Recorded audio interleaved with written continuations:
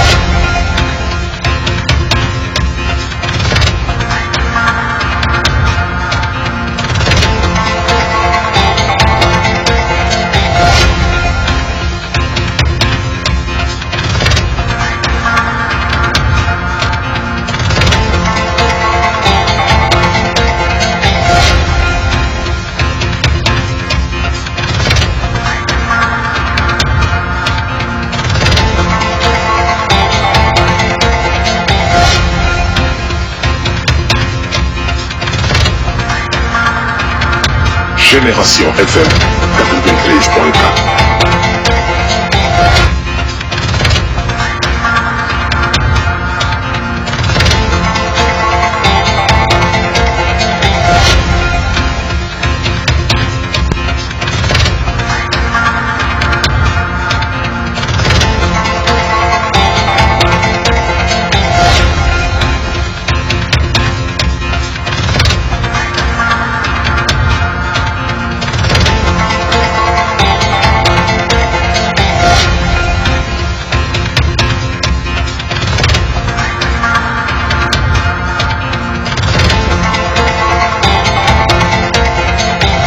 Génération FM 93.4. Mesdames et messieurs, bonsoir. Toutes nos excuses pour le retard apporté à la diffusion de ce journal. Il est 22h passé de 3 minutes à Saré Al-Kali, même heure à Diagnon. Voici le journal.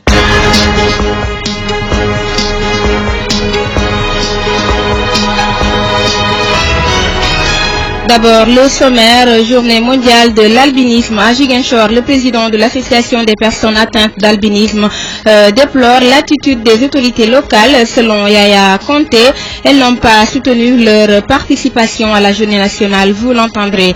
Nous reparlerons de ce bras de fer entre collecteurs de noix d'anacarde et opérateurs indiens à Ziguinchor. Les collecteurs ont bloqué l'activité d'exportation au port de Ziguinchor pour contester la baisse du prix du kilogramme décidé par les Indiens. Le cadre de concertation des opérateurs de la filière anacarde de la région suggère une politique de renforcement des opérateurs économiques nationaux. Ceci pour mettre un terme, selon eux, au monopole du marché par les Indiens. Les détails dans cette édition. Amélioration de la productivité des femmes de Goudomp. Ces dernières ont bénéficié d'un financement dans le cadre d'un partenariat entre l'ARD de Sédhiou et la Dupitation Barcelona. Le point, ce sera avec Ibrahima Sané. Et puis nous parlerons sport. Le Casa Sport se maintient en Ligue 1 de football après sa victoire 2-1 face à Mbou Petite Côte cet après-midi. Tous les détails dans la page des sports. Bienvenue dans le journal.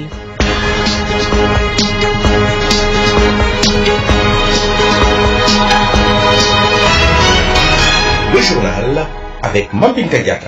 Bonsoir à toutes et à tous. Nous sommes en compagnie d'Albert Gomis pour la partie technique.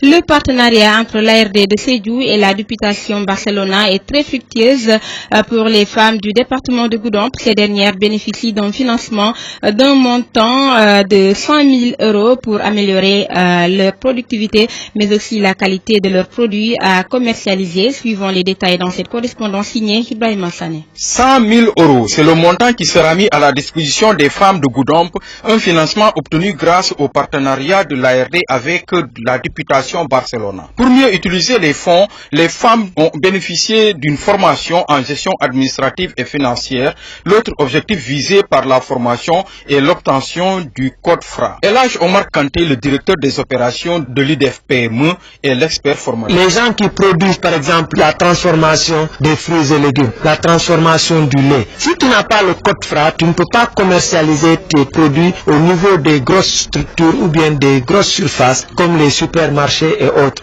ou bien même participer à des foires. Les femmes bénéficiaires ont bien apprécié cette formation. Awa Sané est l'une des lauréates. Atelier, bien vrai que c'est 2 jours, mais ça c'est insuffisant pour nous. Nous avons fait 2 jours.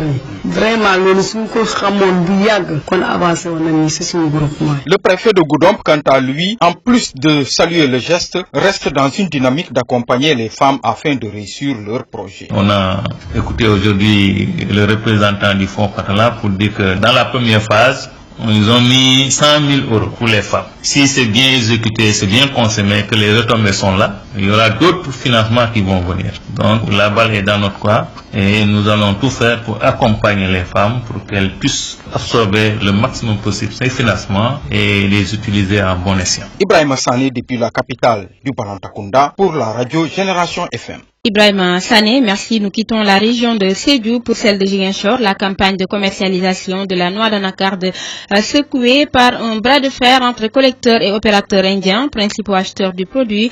Les premiers ont bloqué l'activité d'exportation de la noix d'anacarde au port de Ziguinchor pour contester la décision unilatérale de baisse du kilogramme décidée par les Indiens de 800 à 700 francs CFA, une situation que déplore le cadre régional de concertation des opérateurs de la filière anacarde de la région de Ziguinchor qui suggère une politique de renforcement des opérateurs économiques nationaux pour mettre un terme au monopole du marché par les Indiens, à l'origine, selon eux, de l'instabilité au sein de la filière. Siaka Diallo, le président, est interrogé par Lamine Ba. Il y a les collecteurs qui ont bloqué le port parce qu'ils ont trouvé des prix qui ne sont pas acceptables. Alors il y a les Indiens qui sont venus là-bas, qui les ont demandé les prix. Ils ont dit ils ne peuvent acheter qu'à 750. Or que hier, ils étaient jusqu'à 820 et 810 francs. Donc ils ont fait chuter les prix et que les collecteurs là, ils ont mis leur argent, les commerçants là en brousse pour venir gagner quelque chose. Cause pour laquelle donc ils ont dit qu'ils ne pouvaient pas vendre à ce prix et qu'ils ont bloqué le port de Ziguinchor. Aujourd'hui, la solution elle est très simple. Nous avons négocié avec les exportateurs pour leur dire que ce qu'ils sont en train de faire est inacceptable. Parce qu'aujourd'hui, le caillou ne peut pas chuter à cette manière, d'une manière drastique, automatiquement. Donc, nous avons négocié avec les collecteurs, nous avons discuté, on a pris à partir de 800 jusqu'à 775 prix plafond. Donc, mais malgré tout ça, ils n'ont pas pris. Alors, à travers le cadre de conseil, le sous-collège Casamance, à travers son président, on a pris l'initiative de prendre tous ces camions qui sont là dehors que vous êtes en train de voir pour décharger. L'argent qui était resté en Gambie l'année passée, c'est la même chose que les Indiens l'ont fait. À la dernière minute de la campagne, ils ont abandonné les noix. Donc ces noix-là allaient rester dans les mains des commerçants et qui sont en train de faufiler à travers la ville de ne pas pouvoir livrer leurs noix. Nous interpellons l'État du Sénégal, en particulier le ministère du Commerce, de penser à l'autonomisation de la filière anacarde par des nationaux, en nationalisant le marché. Parce que ce qui s'est passé aujourd'hui, c'est grave. Ce n'est pas un problème parce que les magasins sont pleins. C'est un problème de contrecarrer la décision qui a été prise. Et nous demandons au ministre du Commerce de prendre toutes les initiatives pour au moins les nationaliser la filière. Et nous avons dit qu'il faut que la filière là soit autonome, que les nationaux puissent acheter au même pied de gain ou plus même que les Indiens. Génération FM 93.4.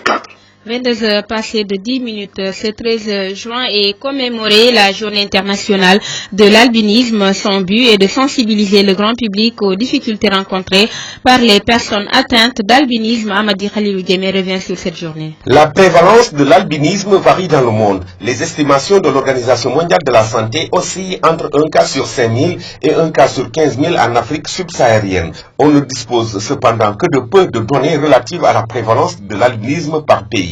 L'albinisme continue d'être profondément mal compris partout dans le monde. Les personnes atteintes d'albinisme subissent des discriminations et de la stigmatisation à l'échelle mondiale. Toutefois, l'essentiel des renseignements sur des cas d'agression physique contre ces personnes proviennent principalement de pays en Afrique. L'ampleur de l'écart de pigmentation entre la majorité de la population et les personnes atteintes d'albinisme dans une communauté tend en en effet à être directement corrélé à la gravité et à l'intensité de la discrimination rencontrée par ces personnes. En d'autres termes, plus grand est le contraste en matière de pigmentation, plus forte est souvent la discrimination. La manière dont la discrimination à l'encontre des personnes atteintes d'albinisme se manifeste et la gravité du phénomène varie cependant d'une région à l'autre. En outre, les préjugés fortement ancrés auxquels sont confrontées ces personnes les empêchent d'avoir accès à des soins de santé adaptés, aux services sociaux, à une éducation adaptée, à une protection juridique et à la réparation en cas de violation de leurs droits.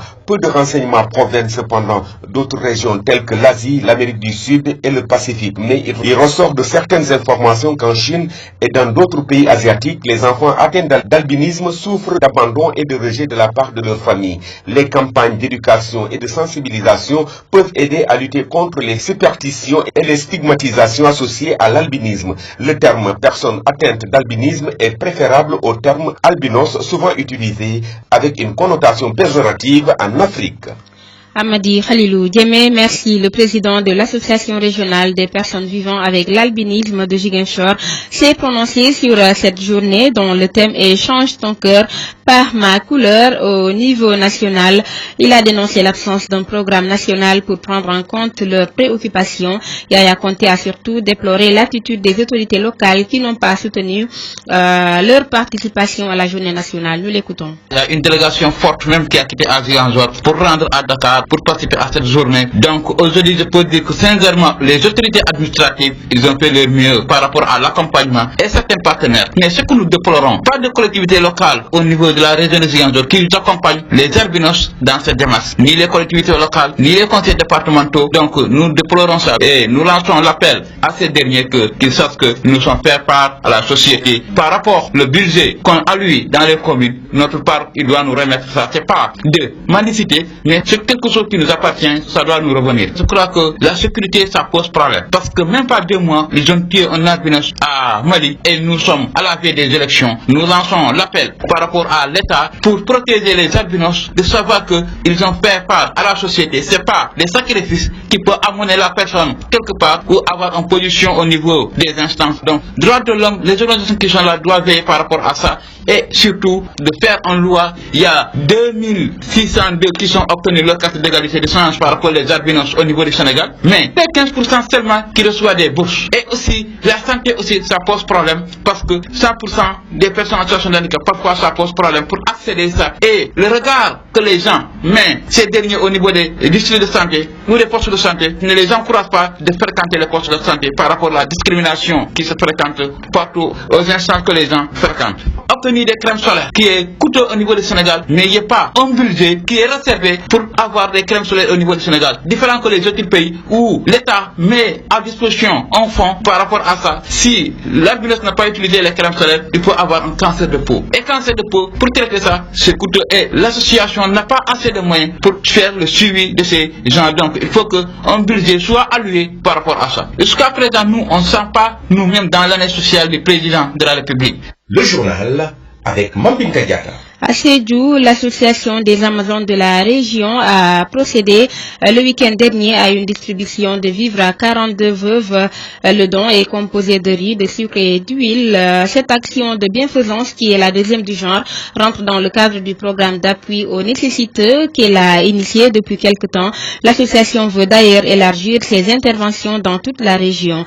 Ndei Sira Traoré est la présidente des Amazones de Sédhiou. Nous l'écoutons. On a donné presque le riz, l'huile, le sucre, donc qui pourront les aider à faire la fête comme tout le monde. Parce que donc on sache que les veuves, ce sont des couches très vulnérables de la société.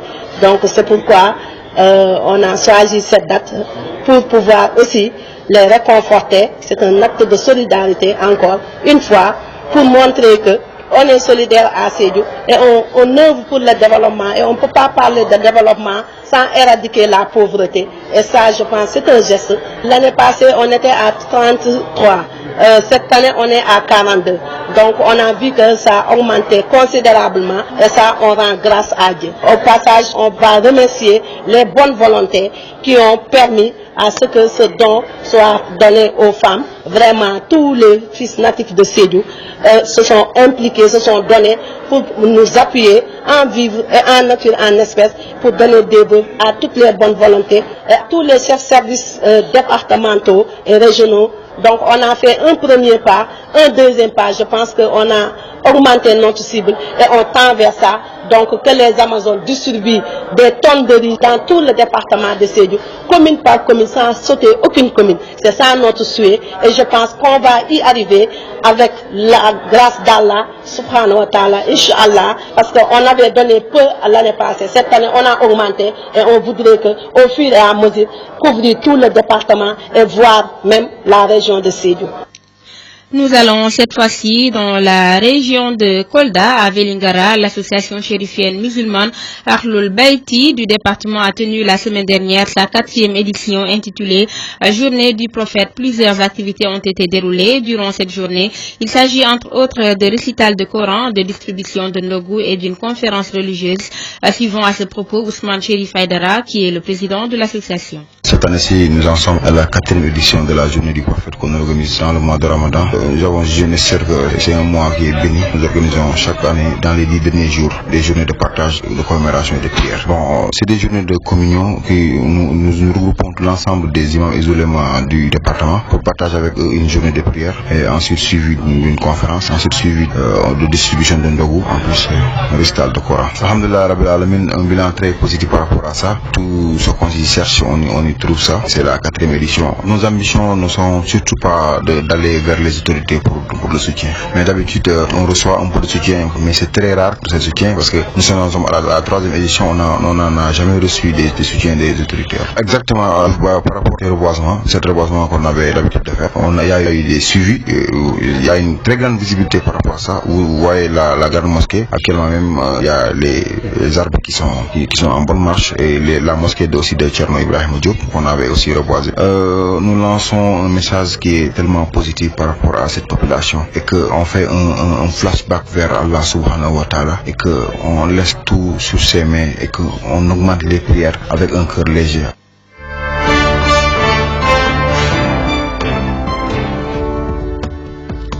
À 22h passées de 18 minutes, nous parlons de l'actualité sur l'international. Le Conseil de sécurité de l'ONU doit étudier ce jeudi le rapport du secrétaire général suite à la mission d'Antonio Guterres au Mali donc du mois de mai, rendu public lundi. Ce rapport recommande la prorogation pour 1 an du mandat de l'amunissement. Le texte alerte aussi sur une dégradation de la situation sécuritaire et des divisions accrues entre communautés. Le document réaffirme le soutien de l'ONU à l'accord de paix signé il y a 3 ans, mais réclame une accélération de sa mise en œuvre car le rythme actuel d'application de l'accord de paix, s'il reste inchangé, risque de porter atteinte à sa crédibilité, estime l'ONU. Une extradition ou non, la justice française n'a pas encore tranché sur le sort de François Compaoré, le frère de l'ancien président burkinabé Blaise Compaoré. Le Burkina Faso a émis un mandat d'arrêt contre François Compaoré, arrêté à Paris en octobre. Il est mis en cause dans l'enquête sur l'assassinat en 1998 du journaliste Norbert Zongo. Finalement, la justice française a renvoyé la décision. Nous parlons de l'ex-président Robert Mugabe, qui n'aura pas à témoigner devant le Parlement. L'ex-homme fort du pays a été convoqué à plusieurs reprises pour s'expliquer sur la disparition de revenus diamantifères sous son régime, mais il ne s'est jamais présenté. Il y a 2 ans, celui-ci avait affirmé que plus de 15 milliards de dollars de revenus provenant de la vente de diamants avaient disparu et il semblerait qu'aujourd'hui Mugabe soit tiré d'affaire. C'en est tout donc pour l'international à 22h passées de 20 minutes. Tout de suite l'actualité sportive.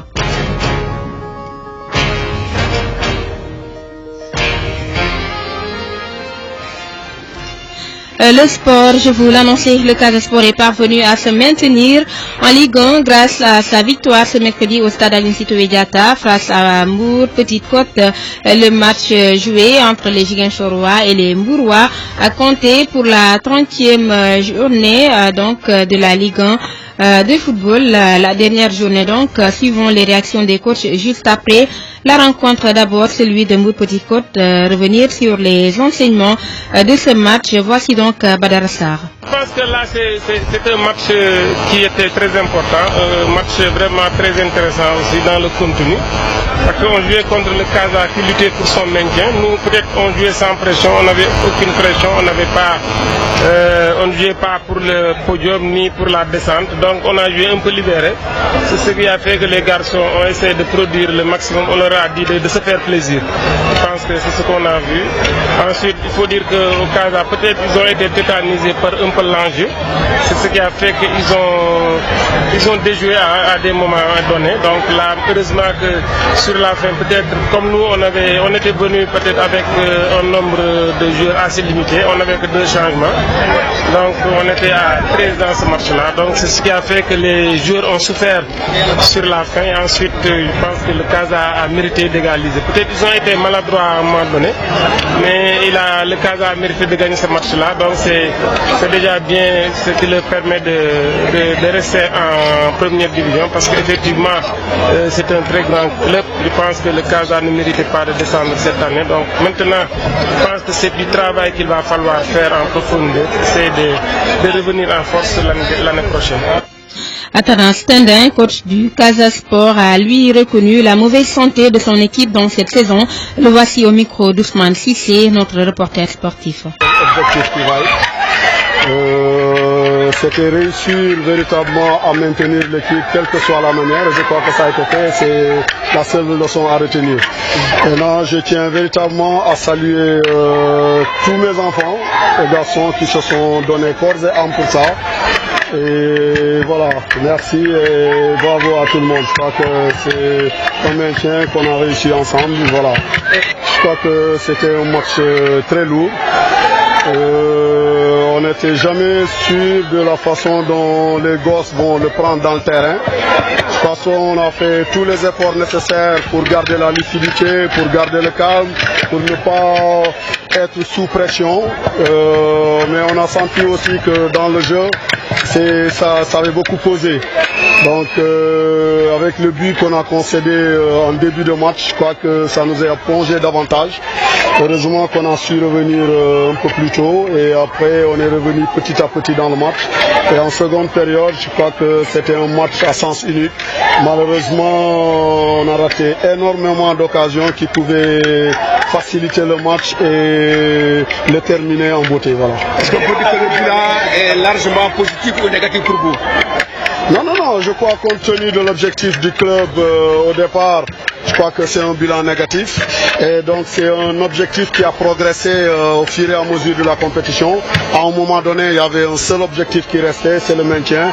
Et Dieu merci, celui-là ne nous a pas échappé. Voilà.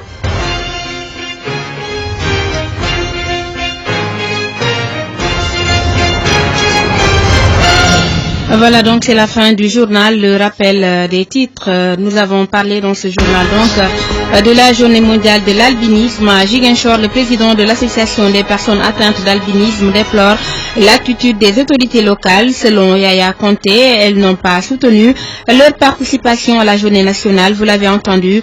Et puis nous avons reparlé de ce bras de fer entre collecteurs de noix d'anacarde et opérateurs indiens à Ziguinchor. Les collecteurs ont bloqué l'activité d'exportation au port de Ziguinchor pour contester la baisse du prix du kilogramme décidée par les Indiens. Le cadre de concertation des opérateurs de la filière anacarde de la région suggère une politique de renforcement des opérateurs économiques nationaux, ceci pour mettre un terme, selon eux, au monopole du marché par les Indiens. Les détails c'était dans cette édition. Amélioration de la productivité des femmes de Goudomp. Ces dernières ont bénéficié d'un financement dans le cadre d'un partenariat entre la RDB Sédhiou et la Dupitation Barcelona. Le point, c'était avec Ibrahima Sané. En sport, nous avons parlé du Casa Sport qui se maintient en Ligue 1 après sa victoire 2-1 face à Mbour Petite Côte cet après-midi. Les détails, c'était dans la page des sports. Merci d'avoir été à l'écoute. À la partie technique, il y avait Albert Gomis, Cher Ndiaye et Laurent Mendy. Merci à Amadi Khalilou Djemé qui était à la partie technique. Les programmes se poursuivent.